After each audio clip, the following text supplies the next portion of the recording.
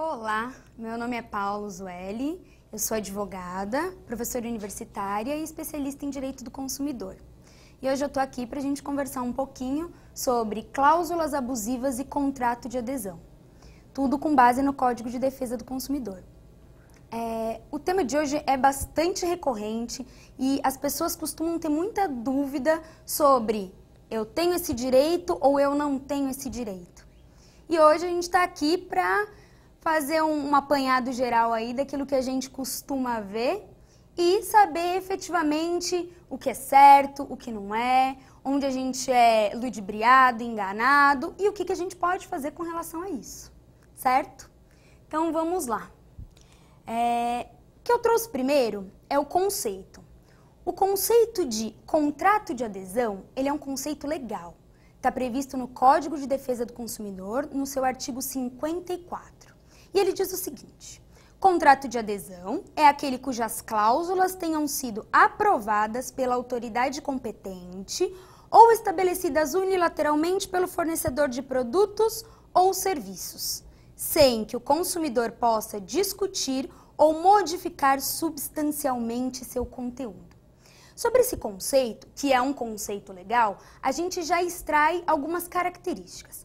A primeira delas é quando ele diz aqui que tenham sido aprovadas pela autoridade competente. Quem é a autoridade competente capaz de aprovar determinadas cláusulas? São as instituições e organizações que validam certos contratos, como a SUSEP, por exemplo, que regula contratos de seguro, o Banco Central, que regula contratos bancários. Então, essas são autoridades competentes capazes de gerar cláusulas dentro de um contrato de adesão e fornecidas unilateralmente pelo fornecedor. O que isso significa? Que o consumidor, aquele que vai aderir ao contrato, ele não necessariamente terá qualquer acesso a essas cláusulas ou vai poder se manifestar contrário ou favorável a elas. A principal característica do contrato de adesão é a unilateralidade. Significa que a outra parte não tem ingerência sobre as cláusulas, certo? Depois nós temos a forma de contratar. Da onde surgiu o contrato de adesão? Embora ele tenha previsão legal, o contrato de adesão, ele vem da massificação de compras. As pessoas foram comprando cada vez mais, a industrialização foi se ampliando, nós passamos cada vez a consumir mais e mais rápido. E esse processo de globalização gerou uma demanda muito grande do consumidor, que nem sempre o fornecedor consegue atender. Então, veja só, imagina você que nós vamos até uma loja de R$ 1,99 comprar uma buchinha para limpar a pia. Aí você chega lá na loja de R$ 1,99 e o fornecedor diz para você: vem aqui, vamos assinar um contrato. Veja só, você concorda que esta buchinha seja azul e não amarela? Você concorda que o preço seja R$ 1,99, mas na hora de pagar não te dê um centavo de troco? Isso tornaria todas as relações inviáveis. Por isso, foi criado, de certa forma, o contrato de adesão, que embora ele gere um certo desequilíbrio na relação, ele traz também agilidade para o comércio. Ele faz com que as relações e esses contratos, eles se desenvolvam mais rápido. E, por isso, nós temos que a economia é a grande influenciadora da existência dos contratos de adesão. Hoje também, grande parte dos produtos e serviços que nós temos são acompanhados de contratos. Só que esses contratos, eles são logo aceitos pelo consumidor. Na medida em que você adquire o produto, você aceita o contrato naturalmente. Então, quando a gente fala em contrato de adesão, tem uma certa preocupação de, nossa, eu estou sendo enganado. Não, o contrato de adesão faz parte das relações. Ele existe no dia a dia, ele é super importante para a agilidade do comércio. O que precisa ficar atento é se esse contrato não está vindo lesionar o consumidor, certo? Quais são as problemáticas trazidas pelo contrato de adesão? Nós temos alguns problemas que influenciam aqui. Como eu disse, ele não é de todo negativo, mas nós temos essas problemáticas aí. A primeira delas é que o aderente não possui informações necessárias para adquirir o produto. Normalmente, quando você vai a uma loja adquirir um produto, você não tem todas as especificidades do produto. Uma geladeira, por exemplo, você não sabe efetivamente se a geladeira qual é o tipo de parafuso utilizado na geladeira, qual é a forma que a porta da geladeira foi parafusada. Você não sabe desses detalhes. Você sabe a cor, você sabe o modelo, você sabe que ela deve refrigerar, porque essa é a função dela, mas não necessariamente você conhece as especificidades do produto. Então, você necessariamente está adquirindo um produto e você não tem a possibilidade de discussão, você tem um certo desconhecimento. Por isso, a discussão desse contrato, ela muitas vezes é inviável. Segunda problemática que nós temos é que não há um acerto prévio entre as partes. Você vai, adquire o produto e esse contrato ele se formaliza naquele momento. Vocês não sentaram antes para discutir como vamos adquirir a geladeira, se a geladeira vai ser entregue. É a mesma história que eu contei da buchinha de pia. Vai ser amarela, vai ser azul? Não, você simplesmente entra, escolhe aquela que melhor se adequa às suas necessidades e compra. Terceira problemática trazida. Não há discussão de cláusulas.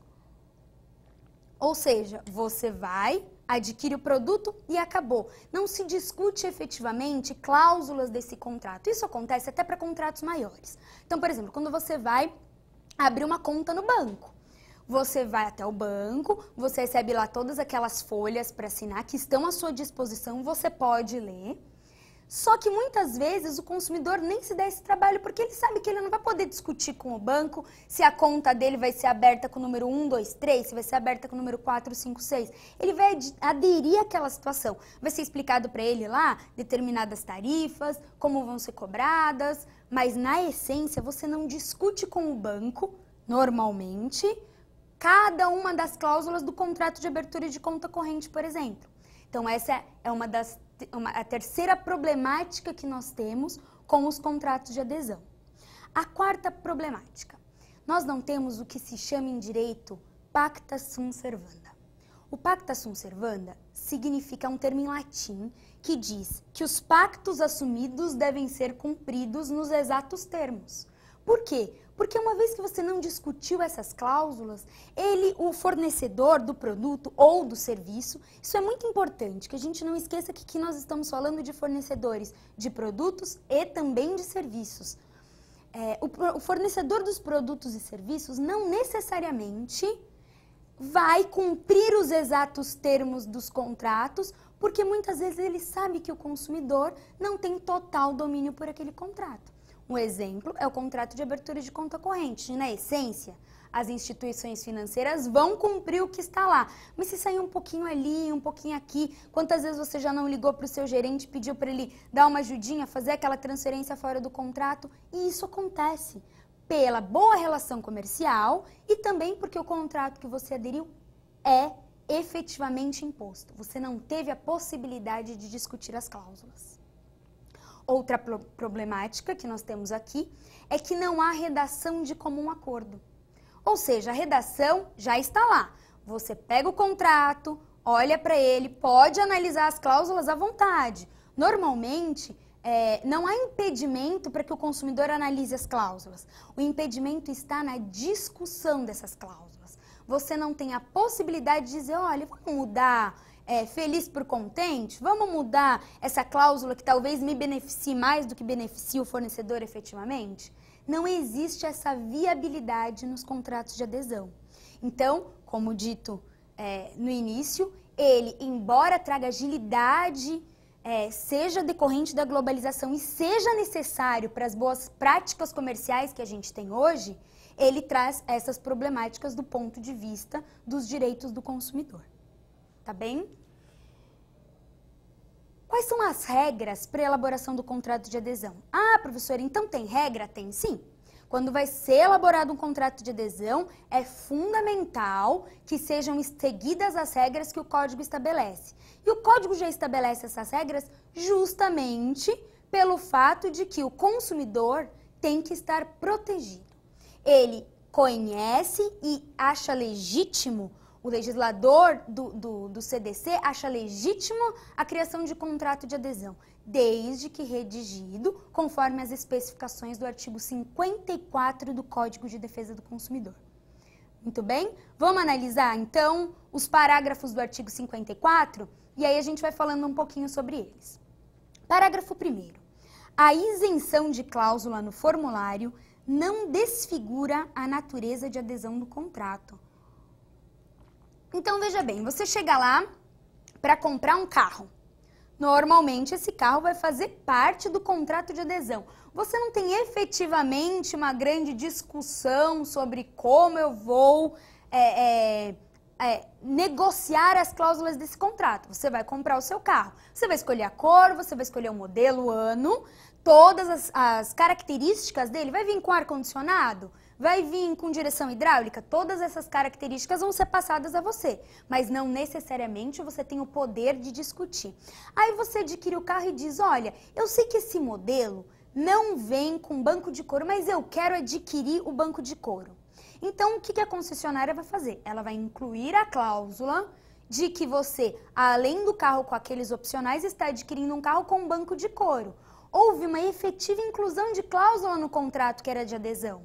E o que diz o código? A inserção de cláusula não desfigura a natureza de adesão. Ou seja, o fato de você ter pedido a inserção dessa cláusula, de ter se incluído o banco de couro na aquisição do seu automóvel, não desfigura a existência do contrato de adesão. Ele continua sendo um contrato de adesão por conta de todas aquelas outras características que a gente viu constantes do artigo 51. Certo? Parágrafo 2º. Nos contratos de adesão, admite-se cláusula resolutória, desde que a alternativa, cabendo a escolha ao consumidor, ressalvando-se o disposto no parágrafo 2º do artigo anterior. Isso, pessoal, refere-se ao fato de, no contrato de adesão, não poder haver uma cláusula que resolva o contrato para uma das partes só. Então, vamos lá. Eu estou te vendendo o mesmo carro que eu dei no exemplo anterior. Eu vou te vender um carro e eu, como concessionária, oferto esse carro. Nós fazemos um contrato e você adquire esse bem. Muito bem. E aí no contrato está escrito, olha, só que assim, se no meio do processo de fabricação eu decidir tirar este carro de linha, eu simplesmente não te vendo mais o carro. Aí a gente vê se você perde dinheiro, se devolve, mas a devolução vai ser sem juros. Veja, não pode, porque da mesma forma que aquele pacto foi firmado, você no meio do processo de aquisição não pode dizer, olha, concessionária, fabriquei, dei a entrada, tirei o carro da concessionária, no dia que eu vou pegar as chaves resolvo, não, pensando bem, não quero mais o veículo. Isso não pode acontecer. Então, é totalmente proibido, é vedado nos termos do artigo 54, parágrafo 2º do Código de Defesa do Consumidor, que se imponha cláusula resolutiva por parte do fornecedor, desde que o consumidor também não seja beneficiado, certo? Parágrafo 3º.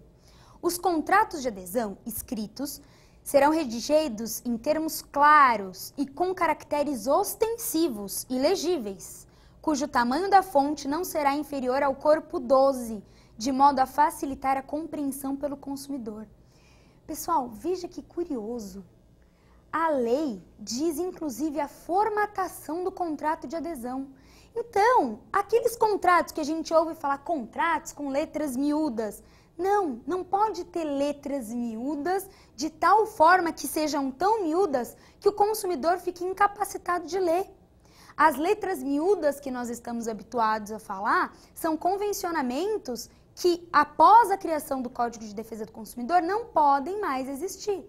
Então, a partir de agora, nós temos efetivamente o amparo da lei, que diz, inclusive, o tamanho da fonte em que essas cláusulas devem ser redigidas. Ou seja, isso significa que nós estamos completamente amparados pela legislação para garantir que aquilo que está sendo fornecido ao consumidor é claro, é objetivo, o consumidor é capaz de entender o que ele está adquirindo, certo?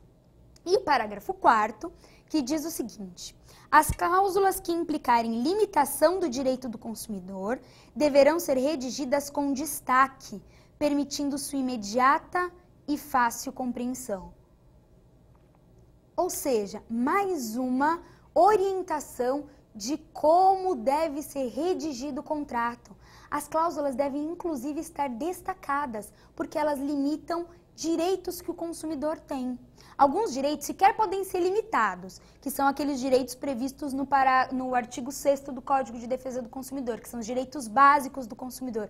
Mas a gente está falando aqui de mínimas limitações, aquilo que efetivamente é imposto e pode levar o consumidor a erro. Então isso tem que estar em destaque no contrato. Mas professora, aí a gente entra na questão, e se não tiver? E se a letra tiver 6 ao invés da letra 12? E se não tiver em destaque? Esse contrato pode ser anulado, como a gente vai ver a seguir.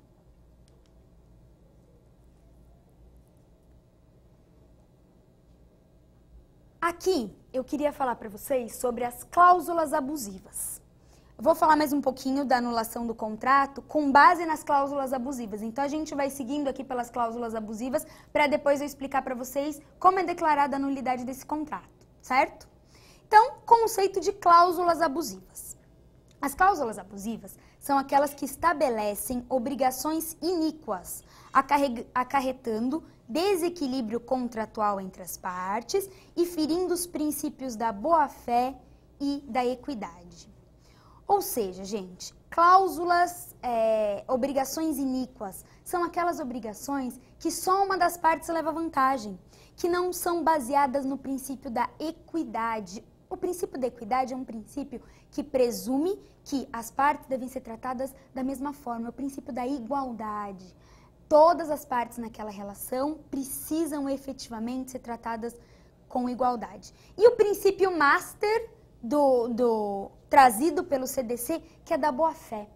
O que significa isso? Boa-fé mesmo, no sentido de agir direito, de agir correto, de ser fiel, de ser honesto. É a boa-fé na relação contratual. Ou seja, o fornecedor, quando ele cria qualquer tipo de contrato ou qualquer relação que ele assuma com o consumidor, ele tem que agir com boa-fé. Ele não pode agir de forma a tentar ludibriar, enganar ou levar o consumidor a erro. Certo? E a gente tem a previsão legal do artigo 51, que diz: são nulas de pleno direito, entre outras, as cláusulas contratuais relativas ao fornecimento de produtos e serviços que...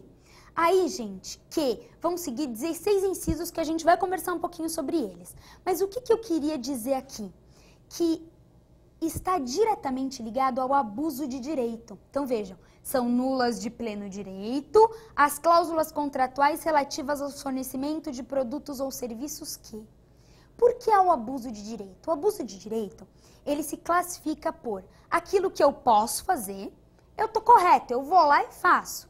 Mas quando eu vou fazer, eu extrapolo os limites do que é certo, do que é correto, eu extrapolo os limites de onde eu deveria chegar.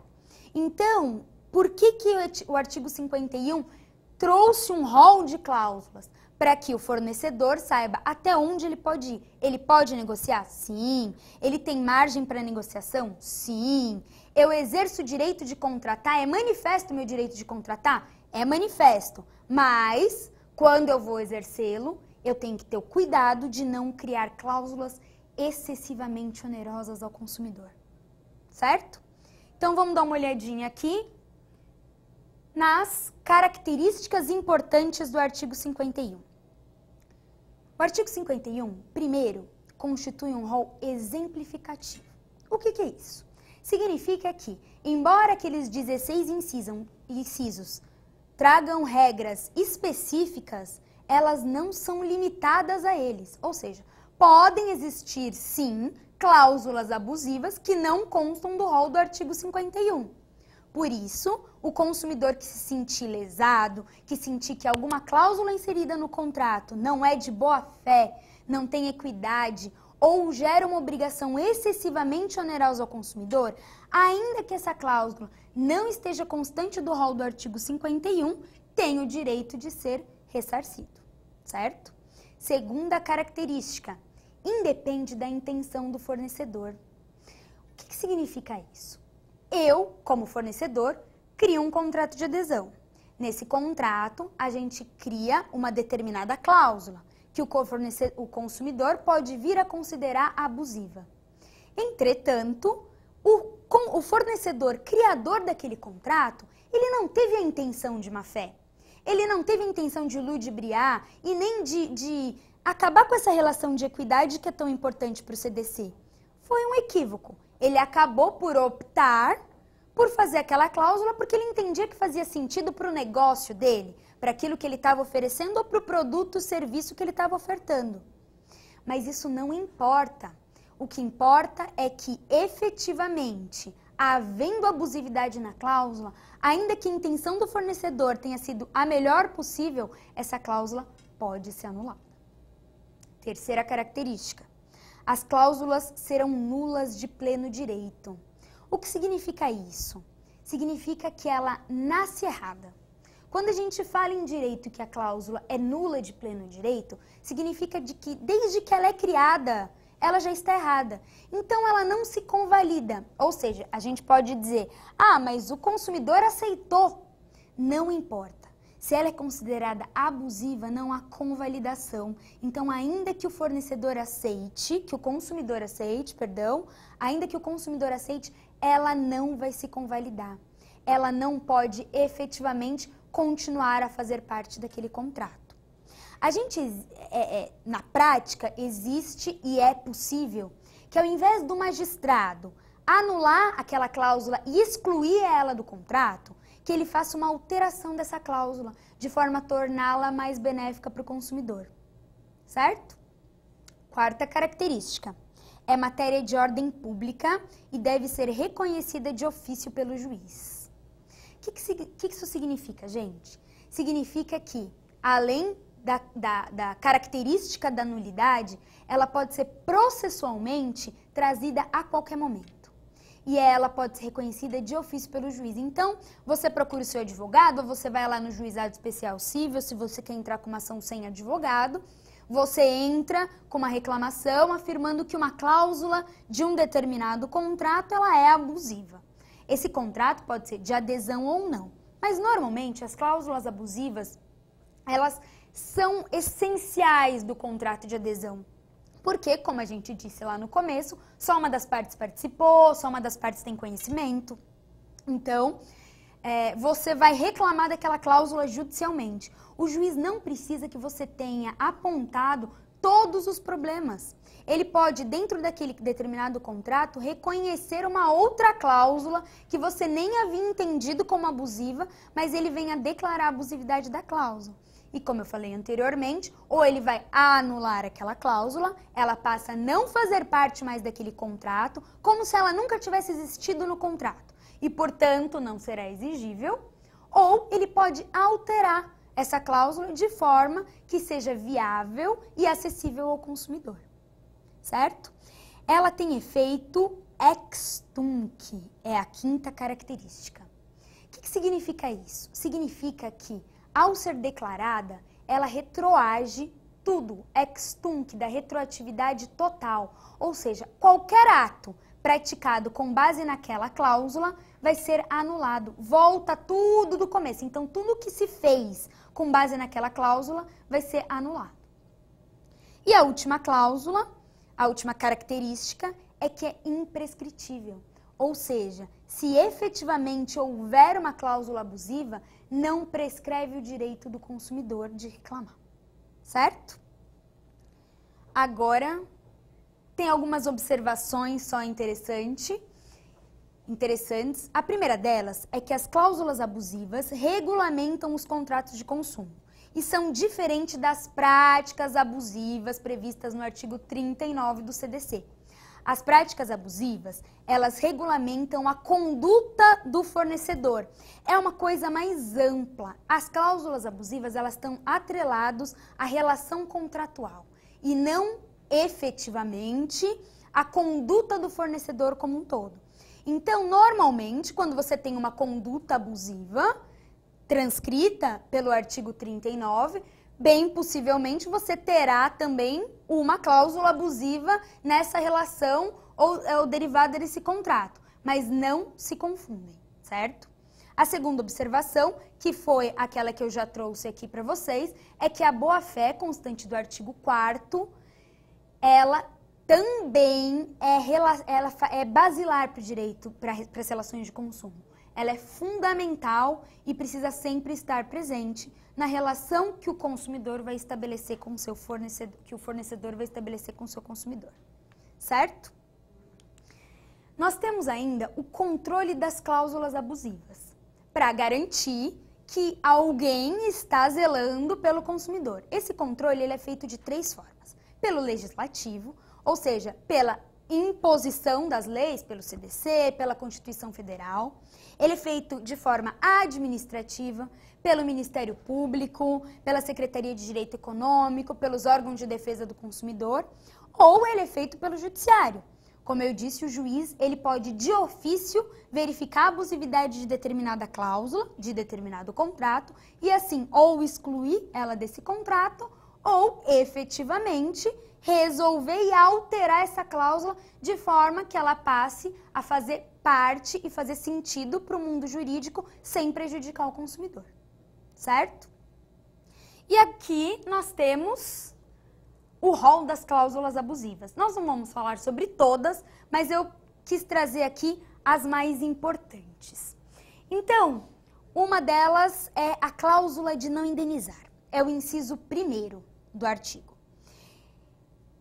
Cláusulas que impossibilitem, exonerem ou atenuem a responsabilidade do fornecedor por vícios de qualquer natureza dos produtos e serviços ou impliquem renúncia ou disposição de direito nas relações de consumo entre o fornecedor e o consumidor, pessoa jurídica, a indenização poderá ser limitada em situações justificáveis.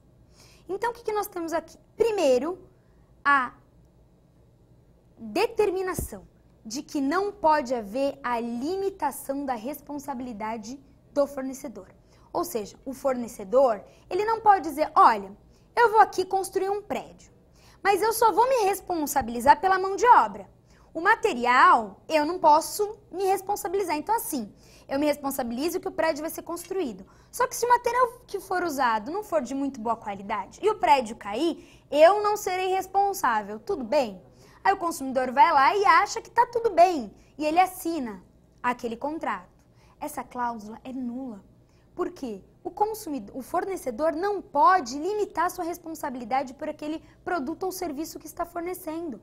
No momento em que um construtor oferta o produto, um prédio, ele tem que dar a garantia de que o prédio não vai cair. Não pode dizer minha responsabilidade vai se limitar à mão de obra, certo?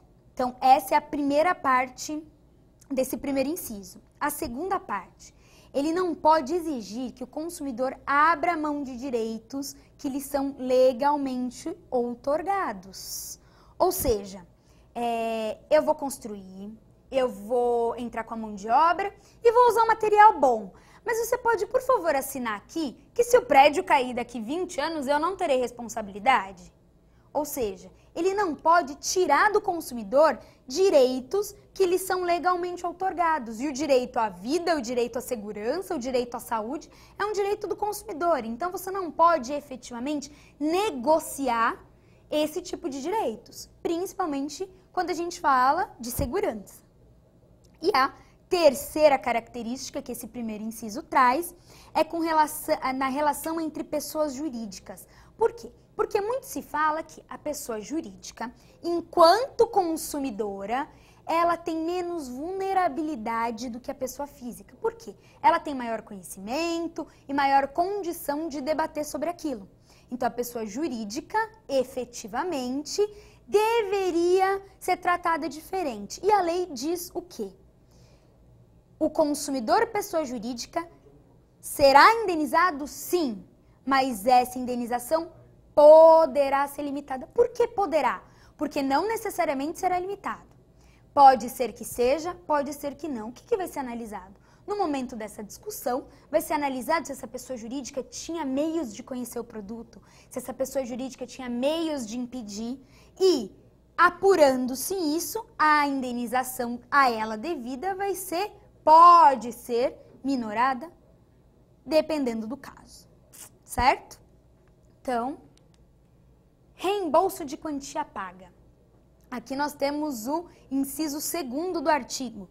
subtraiam do consumidor a opção de reembolso de quantia já paga, nos casos previstos por este código. Ou seja, tem acontecido muito um caso que todo mundo deve conhecer alguém. Comprei um prédio. Fui lá, comprei um prédio, não, comprei um apartamento. Adquiri meu apartamento, estou muito feliz, está todo mundo feliz com a aquisição do imóvel. Só que devido à situação econômica do país, eu passei a não ter mais como continuar pagando as prestações. Então, efetivamente, desse contrato vai decorrer alguma multa, alguma penalidade, porque você aderiu a um contrato e desistiu. Assim como o carro. Ah, eu comprei um carro, eu comecei a pagar, eu dei entrada e desisti. Não há impedimento para que o consumidor desista. Provavelmente haverá uma multa. Mas o que esse inciso aqui diz são casos em que é retirado do consumidor o direito a receber qualquer valor de volta. Então, no caso do apartamento, por exemplo, você deu lá 10 mil reais de entrada no seu apartamento. E aí a multa estipulada é maior do que a entrada ou do que qualquer valor que você deu.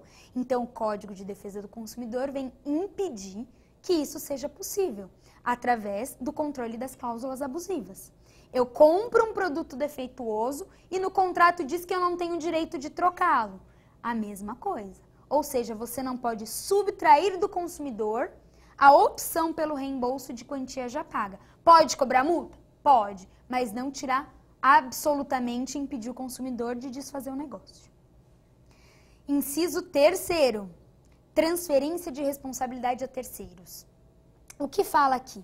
Aqui não há vedação, por exemplo, na contratação de seguros de responsabilidade civil. Porque quando a gente fala, eu não posso transferir responsabilidade a terceiros, faz parecer que eu, enquanto fornecedor, não posso sequer contratar um seguro de responsabilidade civil. O que é esse seguro? É aquele seguro em que eu contrato e caso, por exemplo, eu fique incapacitada de prestar o serviço, essa seguradora vai suprir isso. Um exemplo, por exemplo, é uma transportadora de produtos perecíveis. Ela está transportando e no meio do caminho acontece um acidente. Ela perde os produtos daquela pessoa que a contratou. Então, ela tem o direito a ter um seguro. Esse seguro vai fazer o quê? Reembolsar o cliente dela pelo bem que ela perdeu do cliente. Aí, é perfeitamente possível. Por quê?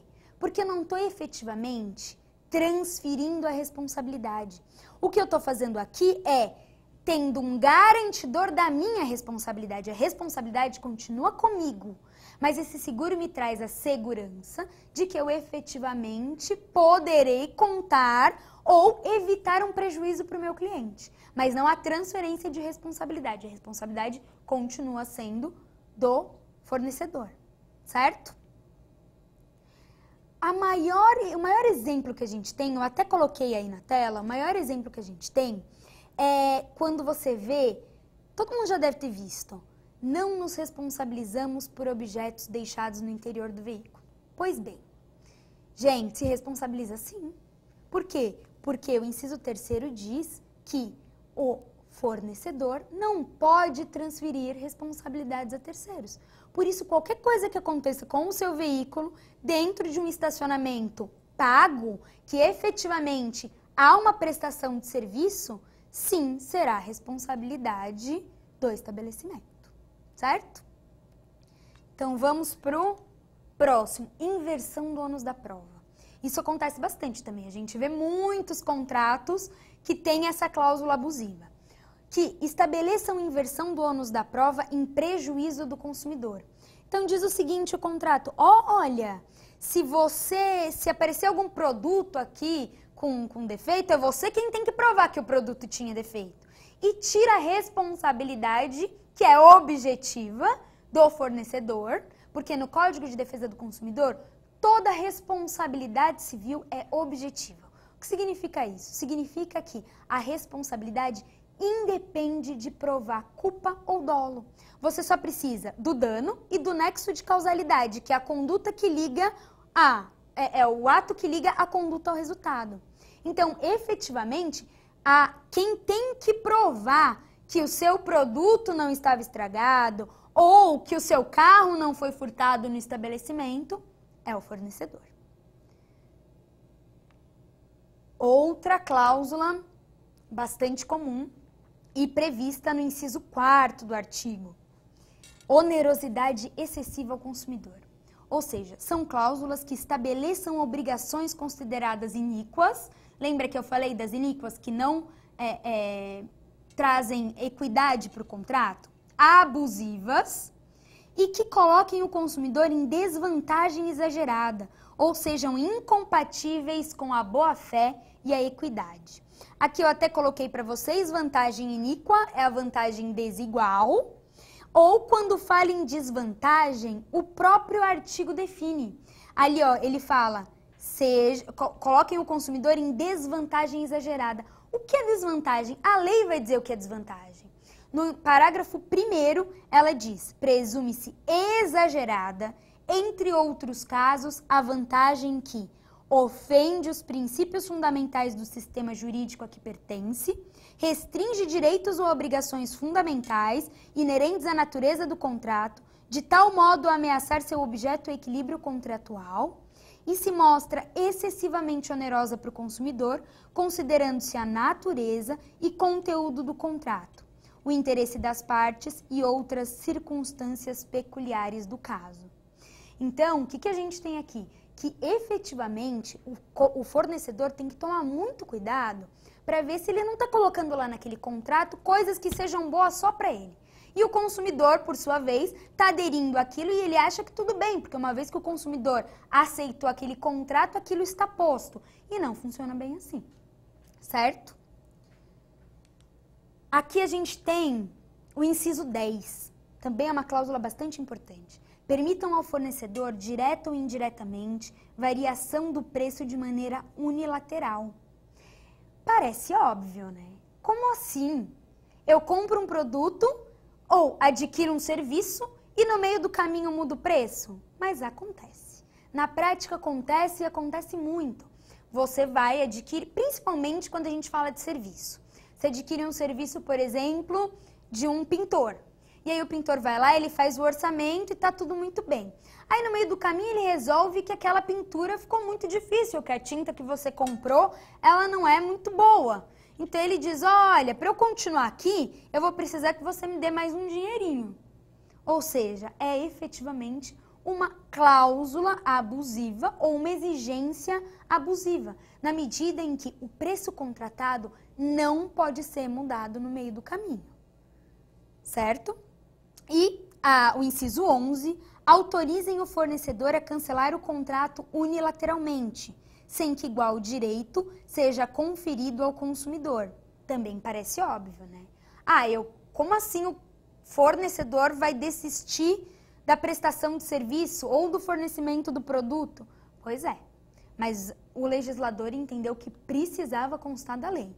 Então não resta dúvida que, efetivamente, o fornecedor não pode desistir. E se você pegar algum contrato que você estiver lendo e nesse contrato disser, e eu já vi vários nesse sentido, o fornecedor ou o contratado pode desistir a qualquer momento da prestação de serviço ou da contratação. O contratante, por sua vez, deverá cumprir, ou o que acontece muito, se impõe multa. Se uma parte desistir, tá tudo bem. Se a outra parte desistir, ela paga multa.